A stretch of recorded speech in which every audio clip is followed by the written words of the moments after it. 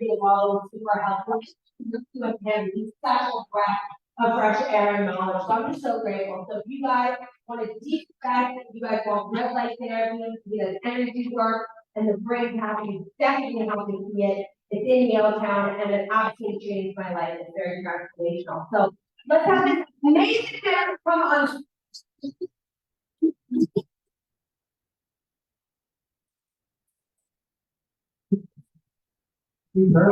Hey, usually I start off with your help. So today I want to talk about body-centered decision making. And so is everybody here in business?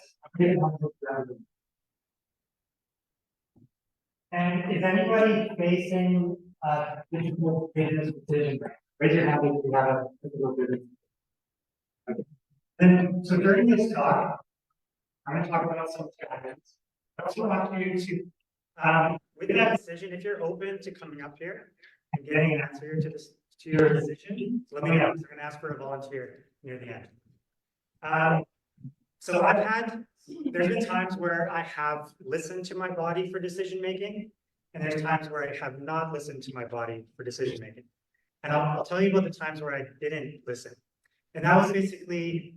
And here's the thing, your body's going to make decisions for you, whether you listen or not. It's just a matter of how subtle the message is that you're hearing on. And I really got into chiropractic because of my body. It started with a shoulder injury. And so I went to a chiropractor when I was in like grade 10 and thought he was cool. He told me he had a boat. And I was like, okay, this seems like a good career. And in grade 11, we had to do a project on what career we're going to be doing. And it came up through the algorithms. It was either chiropractor or pilot. And I'm like, well, I already know a chiropractor. So that's how I got into it. It wasn't any inspiring story. I mean, he helped me with my shoulder. And so I got into it. And through the early parts of my career, most of my decisions were made with logic and fear. And it wasn't bad. And my main goals early in business too, were there's three main things. I wanted to help people, I wanted to make money, and I wanted to create freedom. Now, put up your hands if those sound like good goals to you? Okay, well, I'll tell you those goals were terrible. Because what happened, and I've learned something that I want to share with you, that how those goals can really get you in trouble. Now, nothing wrong with money, nothing wrong with freedom, nothing wrong with helping people, but it was just limited in what it did. Because within the first few years of my career were really rough. I actually went through a divorce. I worked in 3 different offices, and then I ended up moving. I was in the States. I moved back to Canada, started working at an office in Maple Ridge, and within a year, the owner sold me the office. I had no idea it was going to happen. Took over this office. At the time, we had 1 massage therapist and myself. And within 2 years, I had 14 other practitioners working with me. And so made more money than I could ever imagine. Like I was like making triple what my dad ever made. I got down to working 3 days a week. I worked Tuesday, Wednesday, Thursday, 16 hours a week in the office. And I was helping people. But what I did with that freedom was my addictions got worse. The office it was stressful, I'm not gonna lie. I made most of my hiring decisions based on logic and fear, based on just trying to fill this space, bring people in. I didn't really know like what body-centered decision-making was at that time. So fast forward a few years, my alcohol addiction was getting worse, my drug addiction was getting worse, my body was falling apart, and my business was on a decline. So I basically started, out of necessity, looking for solutions for my body, because my body was in so much pain. And again, that same shoulder that brought me into chiropractic brought me to learning more about energy work and the stuff that I do now in my office. So that shoulder is really the thing that's been leading me. So, and fast forward now, I opened the Neuro Lounge 3 months before COVID, which is not a good idea for a very high overhead business in Yaletown. We survived. We're breaking records. Tons of people trying to work with me. Actually, I was just telling Shine, I'm working with 32 Tony Robbins Platinum members next week for these group sessions that Tony Robbins paying for all of it. So I should have asked for more, but no, it's great. And so what I want to share with you now is the subtle ways we can listen to our body to avoid. And again, I don't look back on any of that as negative or positive. I don't look at things that way. But I believe we all have a purpose and a direction. And there's ways to get there with less up and downs, less turmoil. And so when we start listening to our body, we can get through things with a lot more grace. And so has anybody heard of muscle testing? Yeah. Awesome. So one of the things that I've been learning over the last 2 years is muscle testing, both with clients, when I work with clients to find out what they need, and also just with myself, making decisions and business decisions. So I want to teach you guys how to muscle test yourself. And then if there's a volunteer who wants to get that business decision answered, I'll have them come up and we can go over that. So the concept behind muscle testing is you are tapping into a higher energy. Our mind, our mental energy, our brain, our ego, it basically can get in the way, and it can make decisions, again, based on fear, based on logic. However, our subconscious and the higher spiritual soul energies, they're all knowing. They actually know everything. They know all the timelines. They know what's best for you. So we can tap into that. Now, here's something that I learned a few years ago, because I actually heard about muscle testing like 10 years ago. I tried it. It's like, this is bullshit. It doesn't work. I just kept getting more confused. And the thing is, if you have defense, I call it defense physiology in your body, or lower conscious, lower emotional states like shame, guilt, anger, fear, muscle testing is not going to work for you. So those are not going to give you true yeses or true nos. So first of all, you have to get out of fear, out of stress, out of the fight or flight. Now, right now, Janice gave me cacao and caffeine, so I might be a little bit of, but this is great. So here's how we do it on ourselves. There's a few different ways, but the way I do it, you just make 2 rings with your, like that. And you put the rings together. And you just ask yourself, show me a yes. And you see like the resistance. You're trying to resist it. And then you say, show me a no. And you see if there's difference. And usually there's about a 15 to 20% difference. And that's all we're looking for. Does everybody have that? And then you can start asking, I would like to ask simple questions like, is my name Tomek? Just true, simple yeses. And the ones I start getting a rhythm and I feel really confident, that's when I start asking the big questions. And I've been using that now for about the last 1.5 years. And my business has truly skyrocketed. It's just taken so much pressure off. And a lot of times, here's the thing, the highest truth for you might not make sense. And it might not be the thing that makes you the most money, like in the short term, or might not be comfortable at first too. But if you really get into the habit of trusting it and just knowing that this wisdom is in you and available to you at any time, it can definitely serve you. So let's put up your hand if you want to do this in front of everyone and share your business decision. Anyone? Okay, I saw you first. So come up here. We're gonna grab it. You grab that. Actually, we'll do it in front of the camera. Okay, I have to admit I'm volunteering because I just missed the little how-to. Okay. My daughter called me right at that very moment. Sorry. Okay. Are you okay doing that? Or are you... Absolutely, yeah. Okay, cool. Yeah. So just have a seat here. Okay. All right. And what's your name? Ready. My name is Seven. Seven. Awesome. Okay, so do you want to share what the big decision is? The big decision is, should I remove the president of the board? Yes. He's not here, is he? No. He's not watching on live stream, is he? No, I hope not. Is there a list? Okay. Great. So what I want you to do, and everyone do this with us, we're just going to slow our breath down to about 5-second inhale, 5-second exhale. I want you to do that. I'm going to do that. It's gonna take me a minute to calm down from Janice's stuff.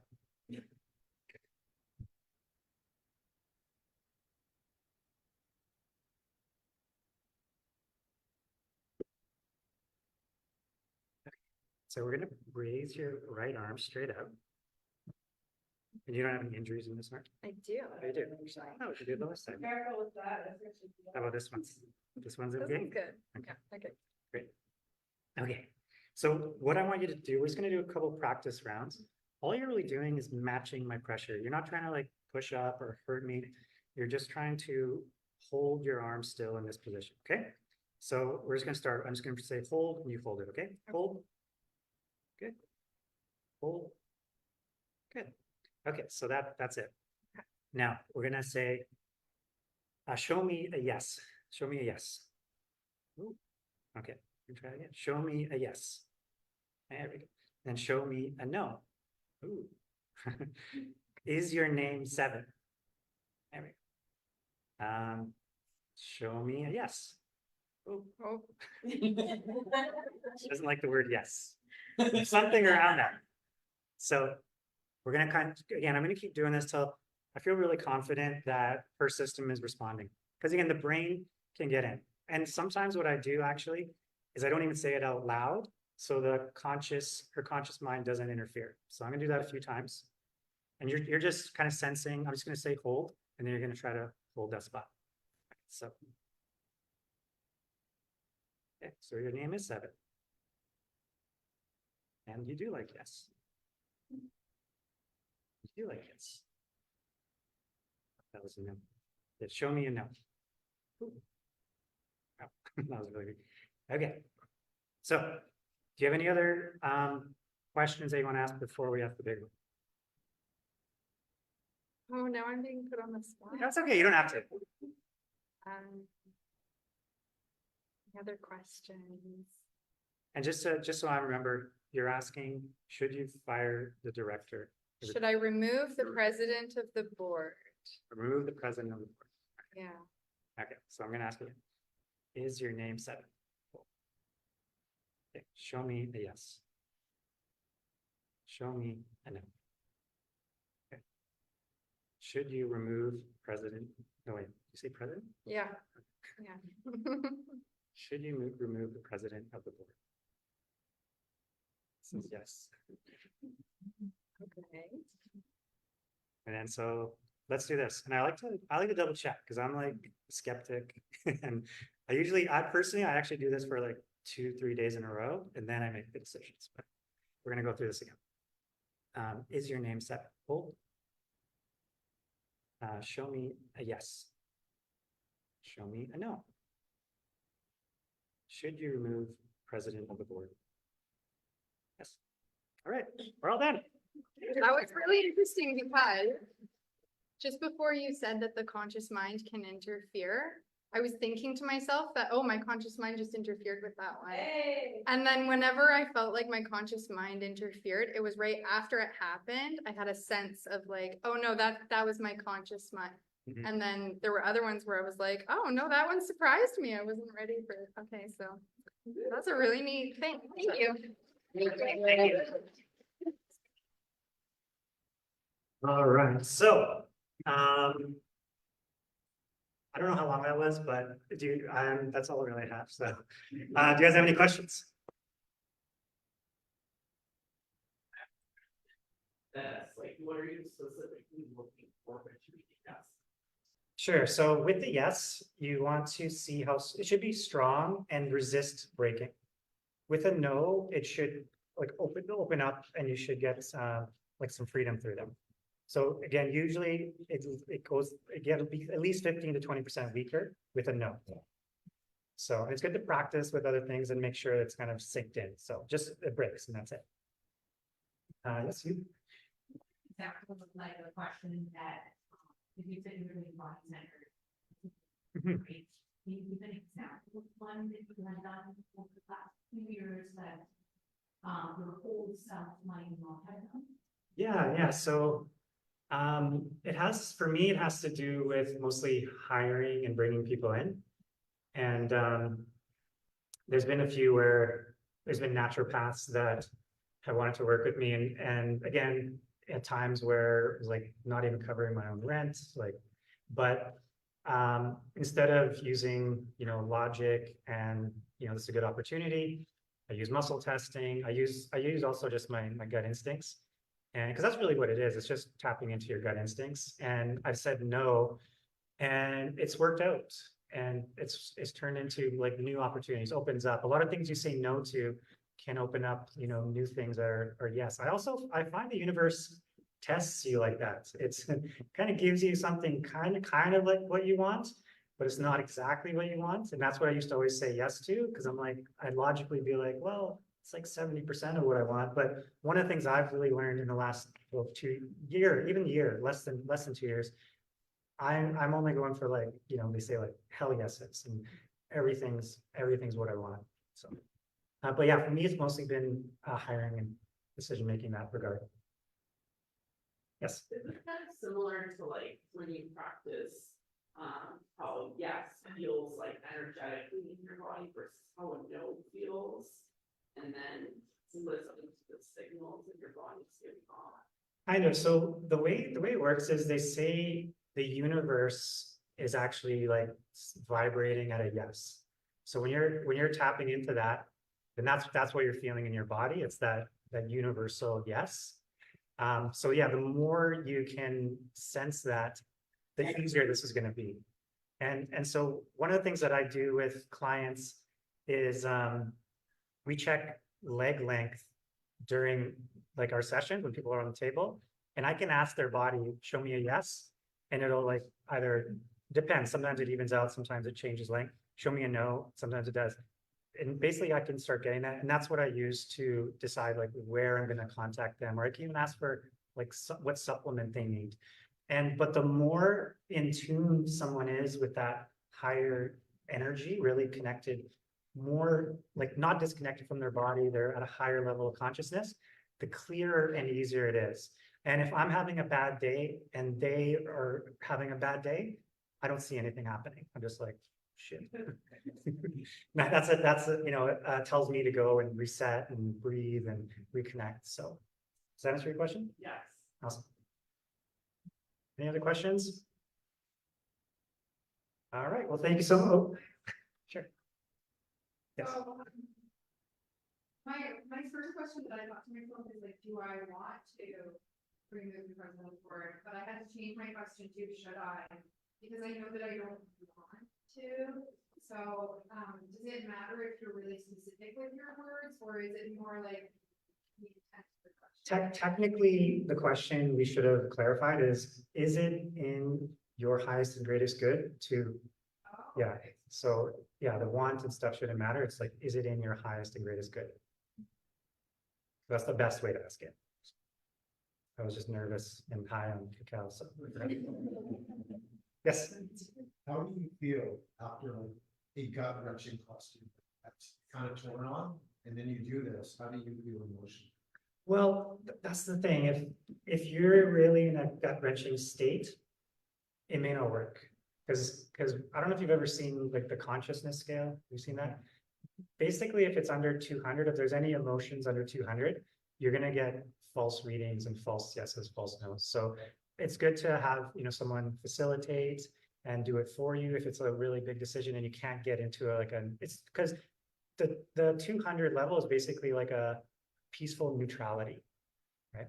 So if you're not at least at a peaceful neutrality, it's not, I wouldn't recommend doing it. But there could be a benefit for either a yes or a no in those types of situations. Something that you could benefit by saying yes or something for yourself. You can also benefit from saying no. You have peace of mind in both ways. I guess what I'm wondering is, can you not still be in a higher consciousness or a higher vibration frequency? Ask yourself a tough question that either way it's going to benefit them at the same time positive. Absolutely, yeah. So like I said, as long as you can kind of transcend that initial emotion,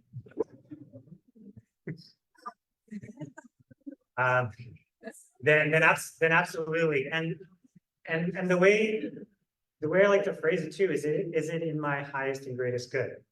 Because one of them will be more aligned with your highest and greatest good, and one of them might not be, even if they're both great, right? So not all decisions are, good. I don't think of decisions as good as bad. I just think of them, are they in the highest and greatest good for myself? So that's how you always leave your question. That's the way, yeah, that's the best way to do it. Awesome. One more?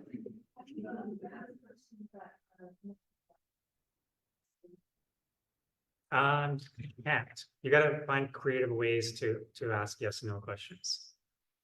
So that's what I do. So sometimes I'll ask in my clinic, like when I can't ask when should this person come back for the next visit, but I can ask, should this person come back within the next 2 weeks? Yes, no. Should this person come back within a week? Yes, no. Should this person come back in 8 days? Yes. And I'm like, boom, got it. So that's the best way to do that.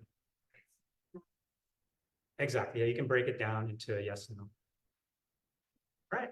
Oh, one more. Actually, I have a complicated question. So let's say with the yes, no scale, like your intuition is guiding you against what the 3D world would find as acceptable. And you have your own inner guidance of intuition and you're called to go one specific direction. I taught myself to like listen to that, but oftentimes it's going against the grain. So in that sense, would you suggest to continue listening to that inner compass? Yeah, as long as the inner compass is clear, I would 100% go with that. And it often is that way, right? It often is against the social norms, and so that's when it's tough. But absolutely. Aquarius. Sorry? Aquarius. Exactly. I'm an Aquarius. So absolutely, no, 100%. That's like, this is basically just a more objective way to tap into your inner knowing instincts.